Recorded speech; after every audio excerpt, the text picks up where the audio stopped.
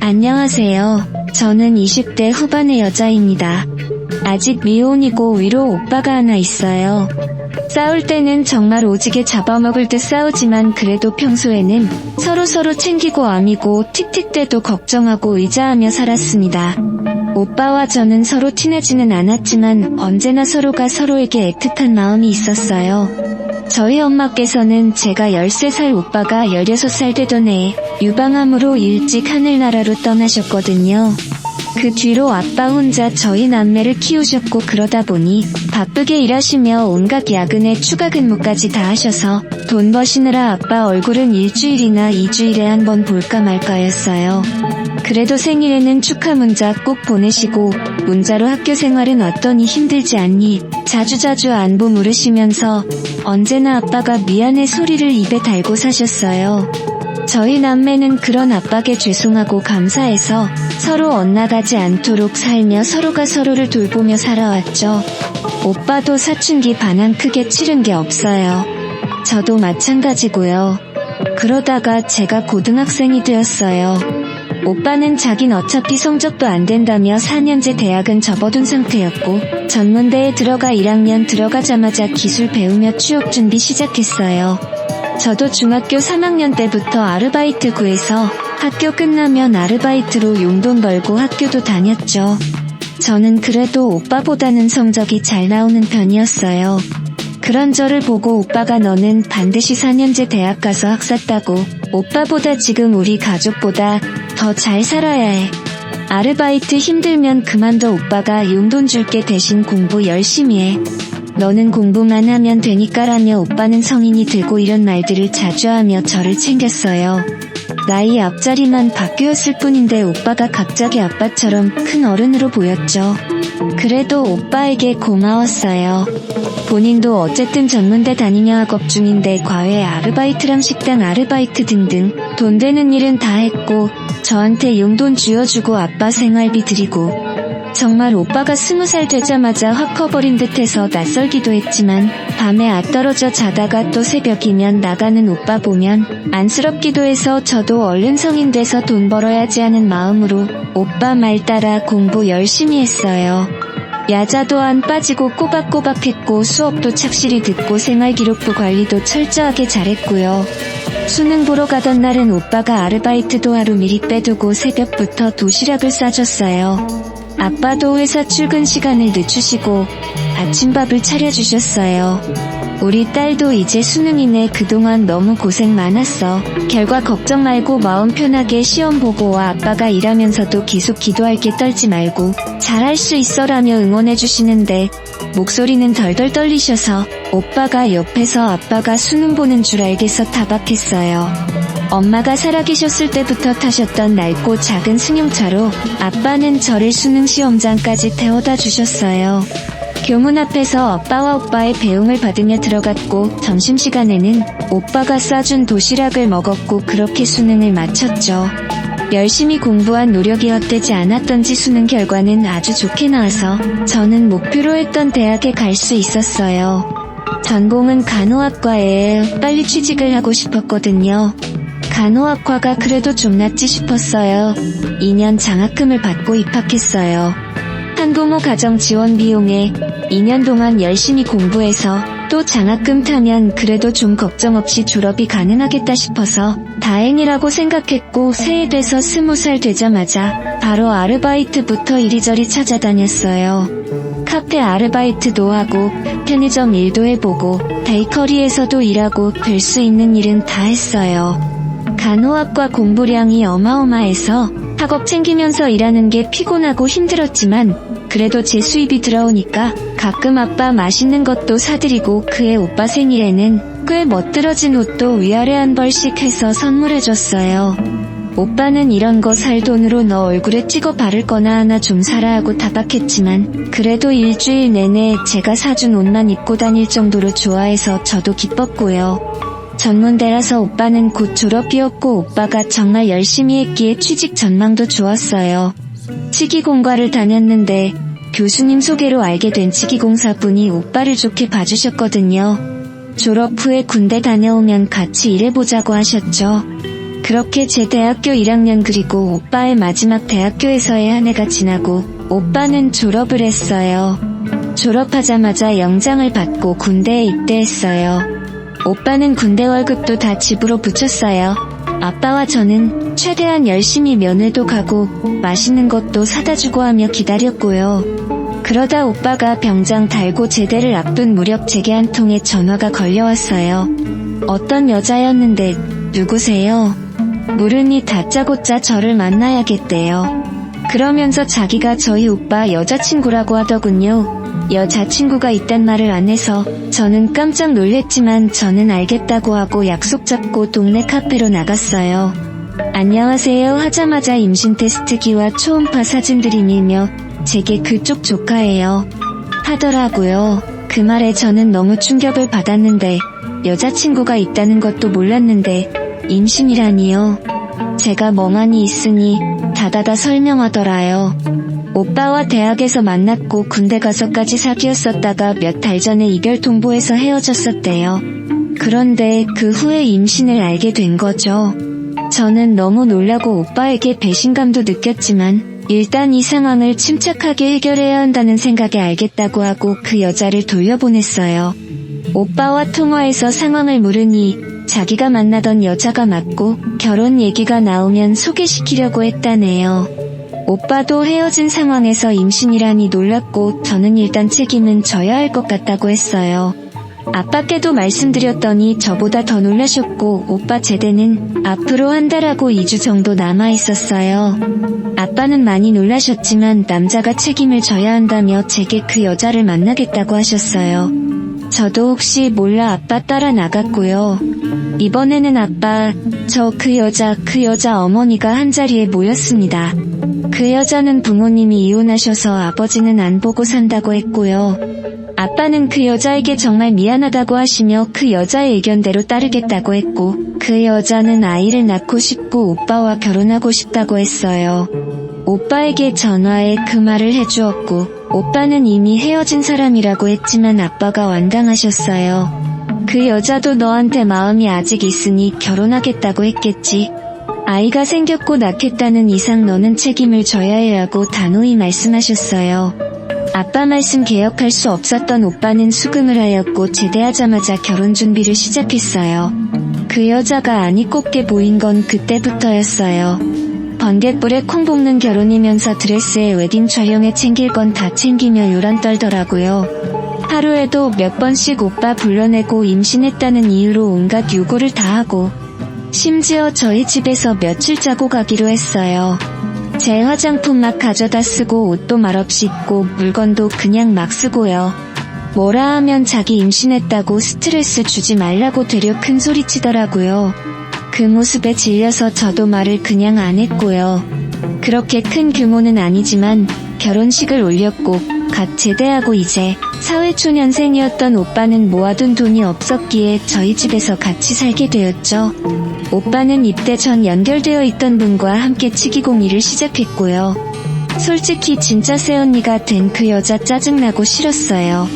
임신했다고 하루 종일 누워서 TV만 보고 배고프다고 밥 차려달라고 하고 이거 가져와라 물 가져다 달라 말만 부탁이지 종년 부리듯 저를 부렸어요. 심지어 아직 대학생이라 할 일도 많은 저한테요. 새언니는 임신하고 대학교도 자퇴했어요. 할 일도 없고 그냥 백수였죠. 저희 아빠도 막 부려먹길래 제가 아빠한테는 일 시키지 마세요. 저 연세에 일하고 오시는 것도 피곤하실 텐데 차라리 나를 시켜요. 일갈했더니 삐죽거렸지만 그래도 아빠는 내버려뒀죠. 진짜 오빠한테 이대로는 못 살겠어 몇 번 말했는데 오빠도 한숨 푹 쉬면서 자기가 빨리 돈 벌어 본가 하겠다네요. 그렇게 10달을 견디고 견뎌서 새언니가 아기를 출산했어요. 조카는 아들이었죠. 아빠는 그래도 손자라고 보시면서 얼마나 예뻐하셨는지 몰라요. 오빠도 예상치 못한 전 여친과의 재결합과 결혼이었지만 그래도 아기 보더니 귀엽고 예쁘다면서 좋아하더군요. 네, 솔직하게 말할게요. 아기는 예쁘긴 했어요. 그런데 그건 객관적으로 아기가 예쁜 거였고 새언니에게 10달 동안 질려 있었던 저는 공으로서의 애정은 생기지어요. 제가 할 수 있는 건 얘가 제발 새언니 성격만 닮지 말길 기도하는 것뿐이었죠. 산후조리원 가서 산후조리할 돈은 없어서 집에서 했는데 죽을 마시더군요. 미역국을 끓여줘도 아가씨 미안한데 짜서 못 먹겠어 이게 다시 해줘. 아가씨 내가 손목이 아파서 아기 좀 안아서 재워줘. 제가 완전 종년이 돼 있더군요. 호칭은 아가씨인데 그래도 아빠가 아기 보시는 걸 좋아하셨고 그래 아기가 무슨 죄냐 하는 심정으로 돌봐줬어요. 그렇게 조카가 태어난 지 100일이 되어갈 무렵 새언니는 아빠에게 아버님 우리 애기 100일 잔치 해주실 거죠? 그래도 첫 손주인데 100일 잔치는 좀 거하게 해주셔야죠 하더라고요. 옆에서 듣던 저는 아무리 100일이 우리나라 문화에서는 큰 행사라지만 어떻게 저렇게 뻔뻔스럽게 요구를 할까 생각이 들었어요. 그러나 착한 우리 아빠는 그래 뭐 어디 가족끼리 모여서 식사라도 하러 가자 하셨는데 새언니는 그냥 식사가 아니라 꼭 호텔에서 100일 잔치를 열고 싶다네요. 어차피 갈 사람이래야 봤자 아빠 저 법태은지 사돈 어르신 분이었는데 말이죠. 그래도 입은 꼭 다물고 있었어요. 아빠는 난감한 얼굴로 오빠에게 얘기해보라고 하셨고 새언니가 오빠를 얼마나 들들 볶았는지 결국 유명 호텔은 아니지만 그래도 호텔 간판 단 곳에 100일 잔치 자리를 예약하게 되었어요. 오빠는 야근이 잦아졌고 그리고 새언니는 제게 자기는 아기 돌보느라 바쁘니까 저더러 예약이랑 잔치 준비를 다 해달라고 했어요. 안녕하세요. 저는 20대. 저도 말했다시피 학생 신분인지라 학업이 쌓여 있었지만 오빠가 제게 미안해하고 죄인처럼 고개를 숙이며 한 번만 봐달라고 하는 모습에 저는 꼭 참고 제가 준비를 다 했네요. 그렇게 100일 잔치를 일주일 정도 앞둔 날이었어요. 저는 그날 학교 수업을 다 듣고 새언니가 말해놓은 아기 옷가게에 아기용 100일 잔치 한복을 픽업하러 갔어요. 버스를 타고 가는데 전화가 와서 받았더니 어떤 남자가 자기 이름을 대고 혹시 강한나님 100일 잔치 예약자시냐고 물었어요. 새언니의 이름이었죠. 저는 그렇다고 대답했고 그러자 그 남자는 저한테 새언니와 무슨 관계냐고 물었고 저는 저희 새언니라고 대답했어요. 그러자 그 남자는 초면에 실례지만 잠시 자신과 만나달라고 하더군요. 저는 웬 남자가 만나자고 하자 갑자기 불안해져서 누구시고 무슨 일이냐고 물었어요. 그 남자는 해코지하거나 하려는 게 아니고 중요하게 할 얘기가 있다고 했어요. 바로 새언니에 대해서요. 남자가 끝에 가서는 거에 애걸복걸 하듯이 부탁하길래 저는 몇 번 거절하다가 결국 만나기로 하고 약속을 잡았어요. 100일 한복 픽업하고 집에 가져다 놓고 제 짐을 내린 다음 저는 핸드폰과 지갑 등 간단한 것들만 챙겨서 남자가 보내준 주소의 카페로 향했어요. 제가 다니는 대학교에서 멀지 않은 곳이어서 금방 찾았죠. 카페 안에 들어가 주위를 살피니 한 남자가 손을 흔들더군요. 그 남자에게 다가가서 앉았어요. 낯이 조금 익은 듯 했어요. 그 남자는 자기가 그 호텔 부지배인이라고 했어요. 그 호텔은 100일 잔치를 예약한 호텔이었고 낯이 조금 익은 이유를 알게 되었죠. 오다 가다 본 것 같기도 했어요. 저는 무슨 일이시냐고 물었고 남자는 단도직입적으로 말씀드릴게요. 그쪽 조카가 내 아들인 것 같아요. 라고 저는 너무 놀라서 그게 무슨 말이냐고 물었어요.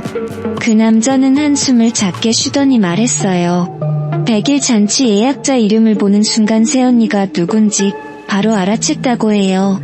그래도 혹시나 해서 호텔 답사를 왔을 때 살짝 봤는데 자기 전 여자친구가 맞다고 하더라고요. 자기 전 여자친구가 바로 제 새언니라면서요. 그 남자는 차근차근 설명을 했어요. 그 남자는 언제 자기가 새언니와 사귀기 시작했다고 했는지 그 시기는 저희 오빠가 상병 말 정도 되는 시기였고 한마디로 오빠랑 헤어지기 전부터 사귀던 상태라는 거죠. 그리고 사귄 지 얼마 안 되어 새언니가 저희 오빠에게 이별을 통보했다고 해요. 그렇게 몇 개월을 만나다가 새언니가 갑자기 오빠가 그리워졌다며 그 남자에게 헤어지자고 했고 그 남자는 몇 번을 매달렸대요. 그렇게 매달리다가 그 남자가 마지막으로 하룻밤을 같이 보내자고 했고 그때 생긴 아이가 바로 제 조카 오빠의 아들로 호적에 올라있는 그 아기라는 말이었어요. 너무나 충격적인 말에 저는 정신을 차릴 수가 없었고 오빠는 자기 아이라고 해도 믿었어요. 그럼 오빠와도 잔 적이 있긴 한다는 건데 어떻게 확신해요? 하고 물었고 그 남자는 오빠와 새언니가 밤을 보낸 건 오빠 휴가 때인데 자기와 밤을 보낸 건 그 전이었대요. 자기가 먼저라는 거죠. 저는 너무 놀라서 한참을 고민하다가 그 남자에게서 연락처를 받고 헤어졌어요. 그 남자가 헤어지기 전에 봉지를 하나 주었는데 자기 머리카락이 있더군요. 원한다면 유전자 검사를 해보라고 했어요. 저는 집에 돌아오는 길에 머리가 깨질 듯 아플 정도로 고민하다 결국 늦은 새벽에 다 잠든 시간에 오빠를 조용히 밖으로 불러 모든 사실을 말했어요. 오빠는 심하게 충격을 받은 얼굴이었어요. 그러더니 떨리는 목소리로 그 머리카락이 어디 있냐고 물었죠. 저는 있다고 했고 오빠는 아직 아무에게도 말하지 말라고 했어요. 그리고 머리카락을 받아갔고 일주일 후 100일 잔치날이 되었어요. 새언니는 화려하게 화장하고 한복까지 입고 5명밖에 안 되는 하객들 앞에서 아기 자랑에 여념이 없었고 저는 조용히 밥만 먹었어요. 그러다 오빠가 갑자기 일어나 마이크를 잡고 좋은 날 한마디 하겠다고 하더군요. 아빠와 저는 의아했지만 가만히 있었고 새언니는 좋아 죽을라 하더라고요. 오빠는 처음엔 아기가 잘 커져서 고맙고와 같은 말만 하다가 이내 목소리를 싹 바꾸었어요. 처음 들어보는 서늘한 목소리였죠. 그리고 손을 들어 종이 한 장을 펼쳐 보였어요. 유전자 검사지에 정확히 나와 있네요. 이 아이는 제 아이가 아니고 저는 제 실수로 우리 가족들 고생시키고 마음 아프게 한 것 때문에 아직까지도 죄스러운데 그게 다 다른 남자 아이 때문이었다고 너는 이렇게 영원히 나랑 내 가족한테 붙어서 피 빨아먹으려고 한 거니? 라고 말하며 새언니에게 종이를 던졌어요. 그 말을 들은 새언니는 왜 그래 자기야 하면서 울먹거렸고 저는 후다닥 달려가 종이를 주었어요. 종이에는 선명하게 나와 있었죠. 오빠와 조카의 유전자는 100% 불일치였고 제가 지난번에 만났던 그 남자의 이름 아래 99.9% 일치라고 나와 있었어요. 명문 모르고 계시는 아빠께 간단히 설명을 해드리자 아빠는 충격을 받고 자리에서 나가셨고 새언니는 상황을 그제야 파악했는지 갑자기 무릎 꿇었어요. 그러면서 하는 말이 오빠 내가 잘못했어. 오빠를 너무 사랑하는데 내가 오빠한테 헤어지자고 해서 다시 돌아가겠다고 하면 안 받아줄 것 같았어. 그래서 이렇게라도 해야 했어 하면서 울더군요. 그러나 오빠는 싸늘하게 말했어요. 오늘 안에 우리 집에서 너나 니의 흔적 싹 치워 지난 시간 동안 이 집에서 살지 않았던 것처럼 하고 나가 조금이라도 보이면 속 뒤틀릴 지경이니까 하고 밖으로 나가버렸고 저는 어쩔 줄 모르다가 같이 나갔어요. 저랑 오빠 아빠는 집으로 돌아왔고 아빠는 머리가 아프시다며 방으로 들어가 누우셨어요. 오빠는 제게 맥주나 한잔 하자며 거실에 앉았죠. 오빠는 맥주를 마시면서 제게 미안하다고 하고 저는 오빠가 미안해할 것 없다라고 했어요. 새언니 아니 그 여자는 그 후로 몇 날 며칠을 잠긴 저희 집 문에 찾아와 울며 빌었어요. 마음 착한 아빠가 흔들리셔서 열어주려고도 하셨지만 오빠가 꼼짝없이 지키고 서서 막았고 오빠는 자기가 알아서 이혼 소장을 낸 후 이혼을 했어요. 새언니가 그 후로 어떻게 되었는진 모르겠어요. 몇 달 후에 오빠 찾아온 오빠 친구에게 들으니 애 아빠에게 가서 어떻게든 그 남자한테 들러붙으려고 한다더라 그러더라고요. 오빠는 고개만 끄덕이고 말았어요. 힘들었지만 한결 가벼운 얼굴로요. 너무 힘든 일을 많이 겪었던 우리 오빠 우리 가족 이젠 모두 행복하게 살고만 싶어요. 저도 말했다시피 학생 신분이